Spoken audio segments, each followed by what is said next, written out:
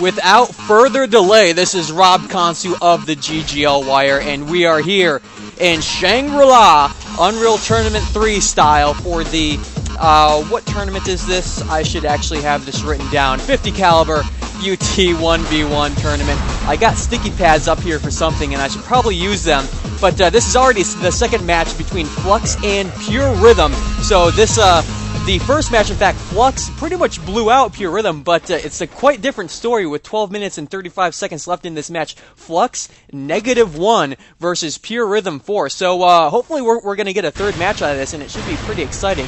Right now we are following Purerythem as he spams out some shock combos up there towards the upper body armor, and we do see Flux up there as well, spammed out a little bit of shock ball, but didn't combo it, and we are sure that Flux did get that body armor, which gives him 50 health, or in fact Flux still camping out that. Goes ahead and jumps boot up. Puts a double rocket twist over towards that. Goo gun out there by Flux, almost hits Purerythem. 142 health right now on Purerythem. Going over towards this super shield, and in fact he wasn't able to pick that up, so that tells us that he has full super shield on him, and that is absolutely something that you want to have to do. Right now, again, over by that 50 armor, which of course has only 50 points of armor, in contrast to the shield belt, which gives you 100 points of armor. But also, what really makes the shield belt powerful is that, for instance, when you get hit with the body armor, 50% of that damage, killing spree right there by Purerythem, completely dominating Flux right here, 5-1. But as I was saying, with that 50 armor, whenever you get hit, half the damage goes to your health bar and half goes to that body armor.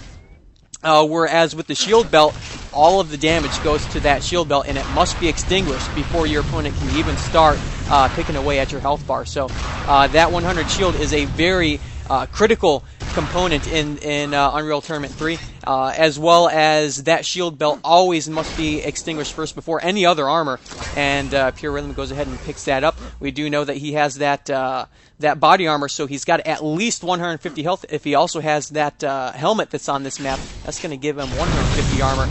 Coupled with that 100 health on him, he is definitely riding high, but taking a lot of damage right there from Flux.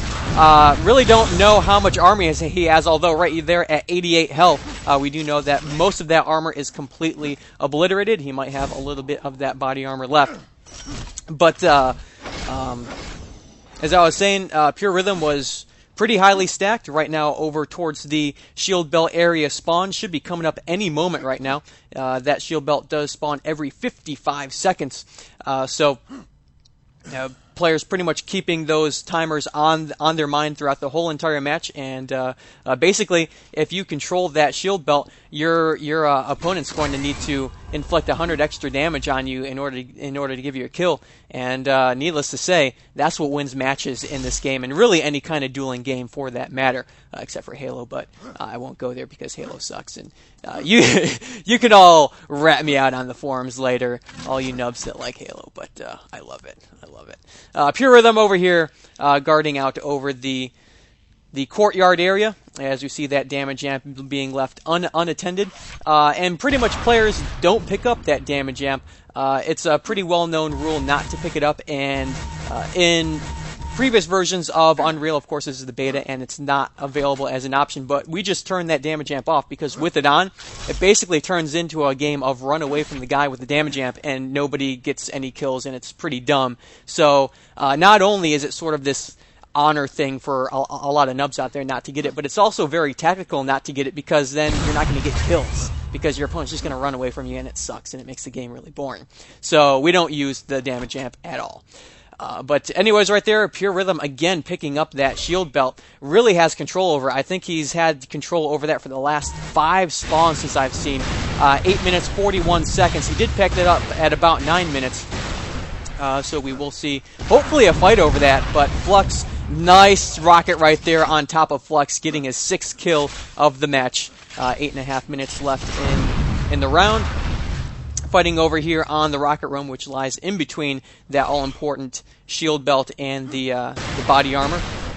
Shot coming out right there from Purerythem. Shot combo up towards the body armor as Flux used those jump boots to bound up there to snag it out. And even though Flux is at -1 right here, he definitely is holding his own against Purerythem. Really, both these guys are not the well-known names in Unreal Tournament 3. When you look back at, the U.S. champions of past, you think Dog Pound, you think Chance, you think Epitaph, and guess what, man? All of those players, they lost in the qualifying rounds for this tournament. So we're seeing all of these new guys up here. It's a completely different game, but it's still exciting nonetheless, and it still feels very unreal.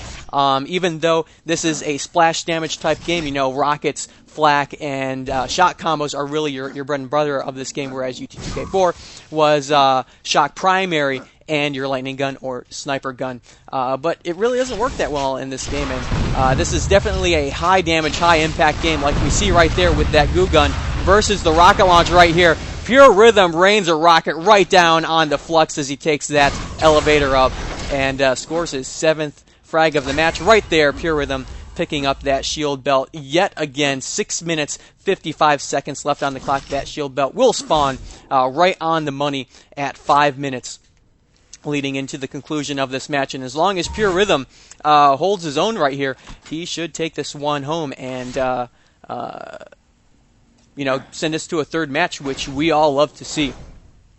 But as I was going to mention earlier in the match, but it eluded me, this 50Cal tournament is sponsored by Nation Voice for Ventrilo servers. You can check them out at nationvoice.com. Stealthservers.net providing a lot of the servers for this tournament, and Seco Gaming that provides website design specifically for gaming clans out there. 50Cal uses them, and if you check their site out at 50calibre.net, that's CALIBRE.net, you can see how sexy Seco Gaming can make your website look. So definitely want to check all that out for you kiddies. But anyways, right here, 5 minutes, 54 seconds on the clock. We did see Purerythem pick up that shield belt yet again. I don't think Flux has gotten his share of that shield belt at all in this match, and I mean, really, that's the telling tale. He is doing a great job of not dying, even though he did kill himself once early on in the match, which we missed. And I do apologize that I don't get the starting of any of these matches because this is the demo and we are hacking our way into the spectator mode to provide these castings to you. But basically you have to rejoin the match every single time it starts, or else you don't have control over your camera. It sucks, but you know what? Hey, at least we have spectator mode, and it works pretty well for beta. Anyways, Purerythem rotating back over towards his shield belt spawn. We hear a shot coming out from Flux right there. Purerythem looking around for him. Flux flying through the air with those jump boots, spamming out some rockets over by that shield belt. We do see that Flux was able to pick up that shield belt. 55 health right now onto Purerythem, down to 1 health. Stinger is out. He is eluding that damage. And finally, Flux finishes the deal, puts himself up to 0. And 4 minutes, 45 seconds left on the match. Flux got his first kill of the up on the board, and he's got quite some time to do it and get back in here. Although finally the first point up on him as my cell phone is ringing and I am sounding like quite the nub. Anyways, Purerythem respawns right here, and I will talk to you later, Mom. But over this courtyard area, Stinger out right there on Purerythem, goes over and picks up that flat cannon going up towards the top of these pagodas overlooking that courtyard, and goes over and picks up the rocket launcher. Elevator jumps up, but does a pretty good job at failing that elevator jump. Decides to go back for the boots, and then picks up that body armor. So we do know that he is at least 100 over 50. Not too sure if he's got that helmet or not, which provides him with an additional 30 armor. And also protects you from headshots. But like I said, sniper rifle really isn't effective right now in the current state of the game, so not a big deal. Right there, double rocket blast, falling right down on top of Flux. He damages himself, takes him down to 50 points of health, but nevertheless, he does kill Flux right there, and should set himself up for a shield belt spawn. Although he's a little bit scared of that sniper rifle coming out of Flux, and decides to go over towards the 50 armor and picks that up. as I turn the volume off on my phone so none more of that hilarity happens. Purerythem rotating back over towards the flat cannon. 3 minutes left in the match. It is 8-1. Flux starting to get some momentum back. Purerythem picking up these health vials, which add +5 up to 199 health onto their health ballers. And I must say they are incredibly loud when compared to a lot of the other item pickups. And also on Shangri-La, there is only one place where those things spawn, so as soon as you pick up those health vials, your opponent immediately knows exactly where you're at. Jump boots up, rains rockets down right on top of Flux, trying to pin him down in there, but Flux able to get out, takes out the Stinger minigun, and trying to finish the deal on Flux right here, is unable to get the job done so far. Dodging over towards the shield belt spawn area on top of the pagoda right here. Pretty defensive match to get this spawn, and Purerythem is able to get it done. Rains 2 rockets right down on top of Flux, and the 9th frag of the match. 2 minutes left to go right here. And Purerythem seems to be holding on to this one. It's looking pretty grim for Flux. Not impossible, but highly improbable, I would say, especially at the caliber of both these players. Purerythem again going over towards these health vials and picking them up. 173 health, and he does get that body armor. Coupled with that shield belt, we do know he has about 150 armor. 90 seconds to go right here. And very well done by Purerythem, really turning the tables on this match after suffering a humiliating defeat from Flux, and really putting the humiliation right on top of Flux himself. So hopefully the third match we can even things out and have a pretty exciting match. Who knows? Just over 60 seconds left to go. Rockets coming out from both of these guys, although flak right now in the hands of Flux. 162 health is Purerythem, taking out that Stinger minigun, trying to deal the final blows onto Flux, and right there with the rocket seals the deal. 10 frags, double digits, over Flux's one. Picks up that bio rifle, goes into the health pagoda. Those health bubbles, of course, giving you 25 health, although they only heal you up to 100 points of damage, unlike the health vials, which take you up to 199. And the Stinger right there coming off of Flux is able to weed Purerythem down, but with 30 seconds left to go, it's not going to be enough. Just a little bit of redemption frags right here, and trying to get his morale under control. Flux should be getting that shield belt spawn, and right there we do see that shield belt light up as Purerythem lands some shots on him.